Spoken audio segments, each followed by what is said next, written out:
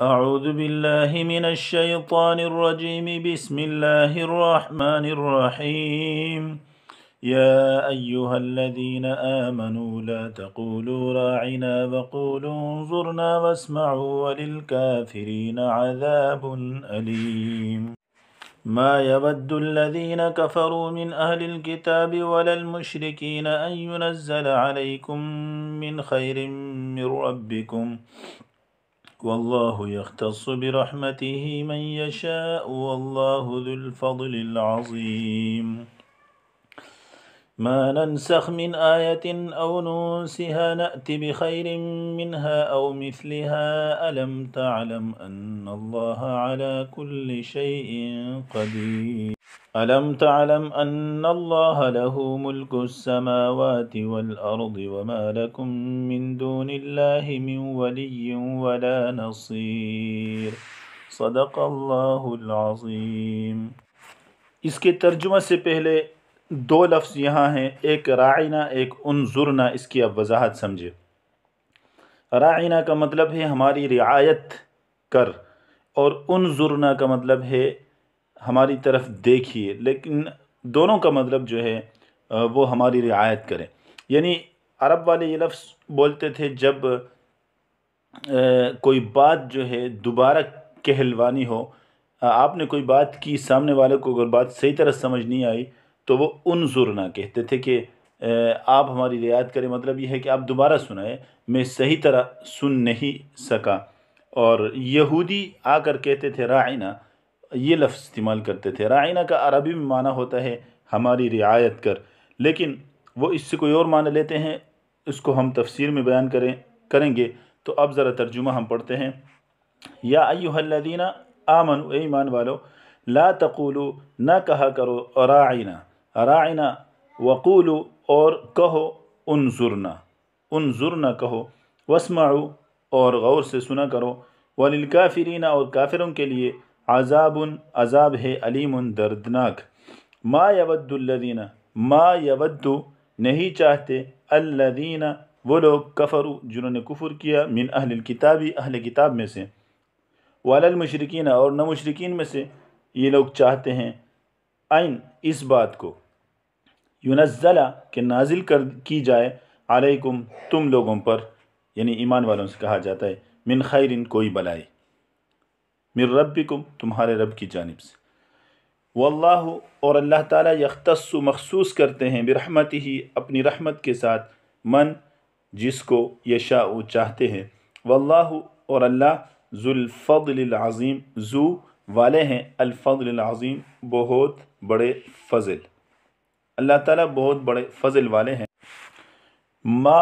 جو، ننسخ، ہم منسوخ کرتے ہیں، من آیت، کسی آیت میں سے، او، یا، ننسیہا، اس کو بلا دیتے ہیں، نأتی، تو لے آتے ہیں، بخیر، بہتر، منہا، اس آیت سے، او مثلہا، یا اسی کی مثل، علم، کیا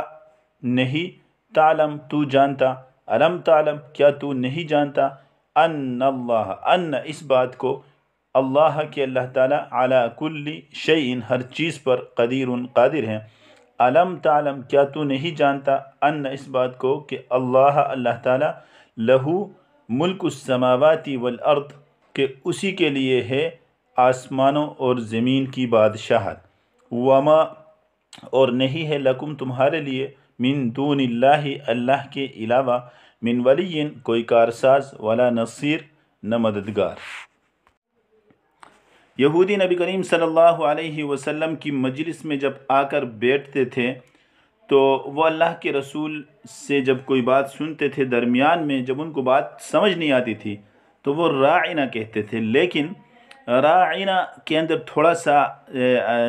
کھینچ کر راعینا کہتے تھے۔ راعنا کا مطلب، راعی، یراعی، مراعات سے اس کا معنی ہوگا ہماری رعایت فرما، اور راعینا کا مطلب ہوتا ہے راعی، راعیٌ سے، مصدر سے، راعی اسم فاعل، چرواہے کو کہتے ہیں، اور نون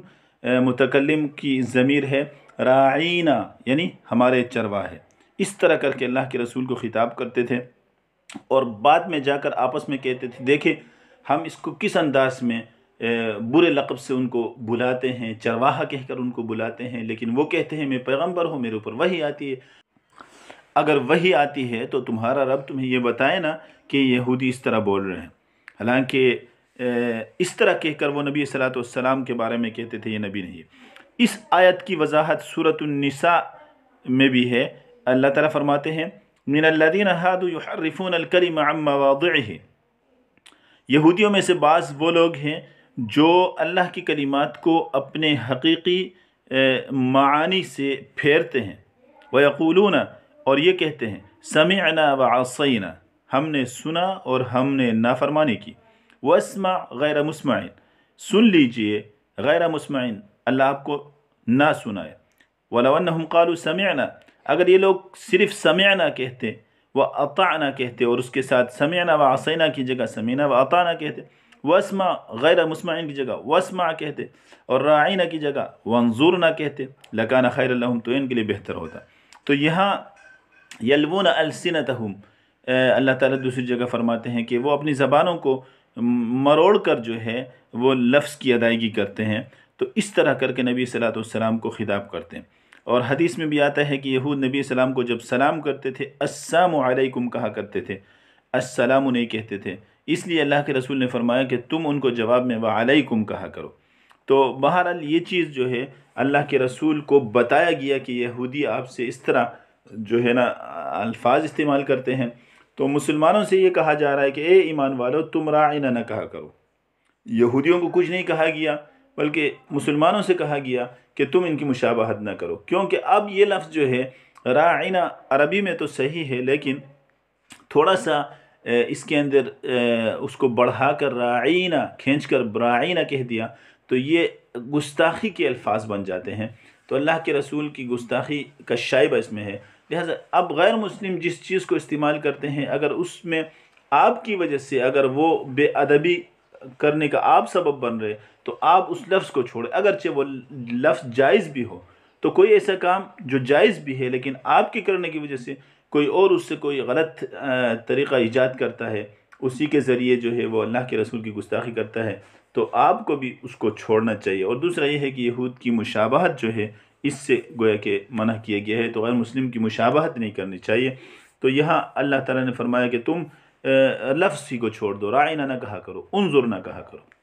اور اچھی بات تو یہ ہے کہ واسمعوا، تم غور سے سنو، یہ نوبت ہی نہ ہے کہ آپ دوبارہ یہ کہیں کہ ہمیں اللہ کے رسول ہماری رعایت فرما۔ باقی کافروں کے لیے تو اللہ فرماتے ہیں کہ دردناک عذاب۔ اگلی آیت کا مطلب اللہ فرماتے ہیں کہ کافر اور اہل کتاب ہو یا مشرکین ہو، یہ اس چیز کو نہیں پسند کرتے ہیں کہ آپ کے اوپر کوئی بھلائی نازل ہو۔ تو مطلب یہ ہے کہ یہودی مسلمانوں کو یہ کہا کرتے تھے کہ آپ کے پاس جو دین ہے یہ ہمارے دین سے کچھ مختلف نہیں ہے، اس سے کوئی بہتر کوئی سہولت والی اس طرح کوئی بات اس میں نہیں ہے، اگر اس طرح کی بات ہوتی ہم سب جو ہے اپنے دین کو چھوڑ کر اسی کو اختیار کرتے، تو یہ کہا کرتے تھے۔ تو اصل میں اللہ فرماتے ہیں کہ یہ لوگ یہ نہیں کہ آپ کا دین ان کے دین سے اچھا نہیں ہے، یہ بات نہیں ہے، بات اصل یہ ہے کہ یہ اہل کتاب ہو یا مشرکین ہو، یہ اس چیز کو چاہتے ہی نہیں کہ آپ کے اوپر کوئی بلائی نازل ہو، آپ کے اوپر اللہ تعالیٰ جو ہے آپ کے اوپر وحی، آپ کے نبی کے اوپر وحی نازل کرے اور آپ کو قرآن کے احکامات عطا کرے، وہ اس چیز کو کیا ہے نہیں چاہتے، اس کو پسند نہیں کرتے۔ اور آگے وجہ اس کی کیا ہے، واللہ یختص برحمت من یشاء، اللہ تعالیٰ اپنی رحمت کے ساتھ جس کو چاہتا ہے خاص کرتا ہے۔ یہ لوگ یہ سمجھتے ہیں کہ ہم بنی اسرائیل ہیں، تو بنی اسرائیل کے اندر نبوت کا سلسلہ چلا آ رہا تھا، تو اب جا کے بنی اسماعیل میں کیوں گیا، اس لیے وہ اس کو نہیں مانتے۔ تو اللہ فرماتے ہیں کہ اللہ تعالیٰ اپنی رحمت کے ساتھ جس کو چاہے مخصوص کرے، یہ اس کی مرضی ہے۔ اگلی آیت میں اللہ تعالیٰ نے یہ فرمایا کہ جو آیت ہم منسوخ کرتے ہیں اس سے بہتر یا اسی کی طرح آیت ہم لے کے آتے ہیں، اور اللہ تعالیٰ ہر چیز کو جانتے ہیں۔ تو یہاں بھی یہودیوں کا ایک سوال تھا کہ آپ کو جو شریعت ملی ہے، نبی صلی اللہ علیہ وسلم سے یہ سوال کیا جاتا تھا، اس میں نسخ ایک حکم پہلے آتا ہے، پھر اس کو منسوخ کیا جاتا ہے، پھر دوسرا حکم دیا جاتا ہے۔ تو اصل میں یہودی نسخ کے قائل نہیں تھے، وہ تورات کے بعد انجیل کو بھی اس لیے نہیں مانتے تھے کہ انجیل کے اندر بھی یہی بتایا گیا تھا کہ تورات کے بعض یہ احکام ہے، ان کے اندر تبدیلی ہے، ان کو اللہ نے منسوخ کیا ہے، ان کی جگہ یہ احکام ہے، اس لیے وہ اس کو نہیں مانتے تھے۔ اسی طرح نبی کریم صلی اللہ علیہ وسلم کے اوپر جو احکام نازل ہوئے ان کو بھی وہ نہیں مانتے تھے۔ تو اللہ تعالیٰ اس کا جواب دے رہا ہے کہ جو آیت ہم منسوخ کرتے ہیں یا جس آیت کو ہم بلا دیتے ہیں اس سے بہتر لے کے آتے ہیں۔ اب اللہ تعالیٰ جو ہے پہلی آیت بہتر نہیں بعد والی بہتر ہے، یہ مطلب نہیں، بلکہ موقع محل کے مطابق کس زمانے کے ساتھ کون سا حکم ہے، کس زمانے میں کون سا حکم ہے، وہ اللہ بہتر جانتے ہیں۔ جس طرح ایک ڈاکٹر جو ہے وہ مریض کے لیے ابتدائی 2 دنوں کے لیے ایک دوا لکھتے ہیں، 2 دنوں کے بعد پھر اس میں تبدیلی کرتے ہیں، پھر 4 دن کے بعد، ہفتے کے بعد پھر تبدیلی کرتے ہیں، وہ اس کی صحت کے حساب سے تبدیلی کرتے ہیں۔ یہ ڈاکٹر تو پہلے سے ہی جانتے ہیں، شروع میں بھی ماہر ڈاکٹر یہ لکھ سکتے ہیں کہ پہلے 2 دن یہ دوا استعمال کریں، اس کے بعد 2 سے 4 دن کے اندر یہ، اور 4 سے 10 دن کے اندر یہ دوا استعمال کریں۔ شروع سے ہی اس کو لکھ سکتے ہیں، لیکن اس کو مغالطہ ہو جائے گا، اس لیے اس موقع پر 2 دن یہ استعمال کر کے پھر میرے پاس آئے، پھر دوسرے لکھتا ہے، پھر کہتا ہے 4 دن کے بعد آئے، پھر تیسرا لکھتا ہے۔ اسی طرح اللہ تعالیٰ لوگوں کے حالات کے مطابق احکام نازل کرتے ہیں۔ جب ایک چیز کے عادی ہو جاتے ہیں پھر اس کے بعد حکم، پھر اس طرح ترتیب سے، تو یہ چیز نسخ ہونے کی وجہ ہے، یہ کوئی جہالت کی وجہ نہیں ہے کہ آپ یوں کہیں کہ اس سے یہ لازم آتا ہے کہ اگر ہم نسخ مانیں، جیسے کہ ابو مسلم اصفہانی کہتے ہیں کہ نسخ قرآن میں نہیں ہے، کیونکہ اللہ تعالیٰ جو ہے وہ نسخ وہ انسان کرتا ہے جو ایک قانون بنانے کے بعد دیکھے کہ وہ نافذ کرنا اس کا مشکل ہو گیا، تو وہ اس کے پاس علم نہیں ہوتا۔ اللہ تعالیٰ ہر چیز کا علم رکھتے ہیں، تو اس لیے وہ نسخ نہیں کرتے۔ نسخ کی وجہ یہاں یہ ہے، لہٰذا اس کو لے کر اعتراض کرنا یہ درست نہیں تھا۔ اور یہ نسخ جو ہے شروع سے لے کر آدم علیہ السلام سے، جیسے کہ ان کی بیٹی اور بیٹے آپس میں رشتہ کر سکتے تھے، نکاح کر سکتے تھے، اس کو پھر منسوخ کیا گیا۔ اور نوح علیہ السلام جب کشتی سے اترے تھے تمام حیوانات حلال تھے، بعد میں بعض کو حرام بعض کو حلال قرار دیا گیا۔ اور بنی اسرائیل کے انبیاء میں جیسے کہ 2 بہنوں سے شادی کرنا یہ درست تھا، اور یہ واقعات جو ہے بنی اسرائیل کے انبیاء میں، بعد میں اس کو منسوخ کیا گیا۔ تورات میں شروع میں یہ حلال تھا، لیکن تورات میں اس کو کیا کر دیا، منسوخ کیا گیا۔ ابراہیم علیہ السلام کو بیٹے کی قربانی کا حکم دیا تھا، پھر قربانی کرنے سے پہلے اس حکم کو منسوخ کیا گیا۔ اور اسی طرح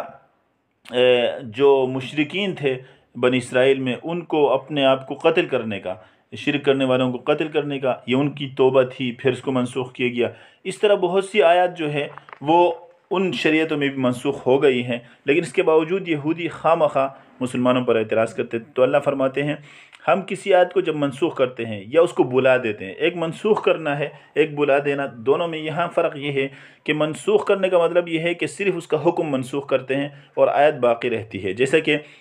والذین یتوفون منکم ویذرون ازواجا وصیۃ لازواجہم متاعا الی الحول، جو عورت بیوہ ہو جائے 1 سال تک اس کی عدت تھی، بعد میں 4 مہینے 10 دن کیا، لیکن وہ سال والی آیت بھی موجود ہے، یہ نسخ ہے۔ اور ننسیہ کا مطلب یہ ہے کہ اس کے الفاظ کو بھی ہم ختم کر دیتے ہیں تاکہ لوگ اس کو بھول جائے، یعنی حکم بھی منسوخ ہو اور تلاوت بھی منسوخ ہو۔ تو جب ہم منسوخ کرتے ہیں تو اس سے بہتر لے آتے ہیں حالت کے اعتبار سے یا زمانے کے اعتبار سے۔ تو کیا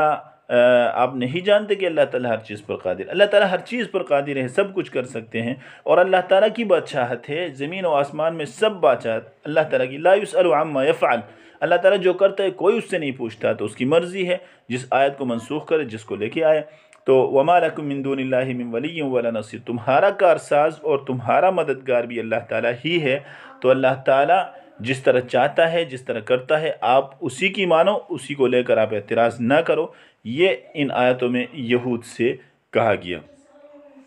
اقول قولی هذا استغفر اللہ لی ولکم ولسائر المسلمین فاستغفروه واسترحموا انه هو الغفور الرحیم۔